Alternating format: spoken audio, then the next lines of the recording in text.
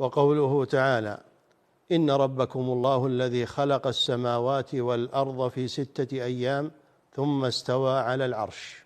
إن ربكم الله، يخبر الله جل وعلا في هذا بقوله إن ربكم الله، فالله رب الجميع سبحانه وتعالى، وهو خالق كل شيء. نعم. الذي خلق السماوات والأرض في 6 أيام. خلق السماوات والأرض في 6 أيام، أيام الأسبوع، وهو قادر على أن يخلقها في لحظة، ولكنه يعلم ويخبر عباده بأن يتريثوا في الأمور ولا يستعجلوا،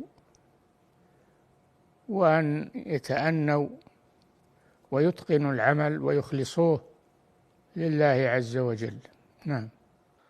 الله الذي خلق السماوات والأرض في 6 أيام ثم استوى على العرش.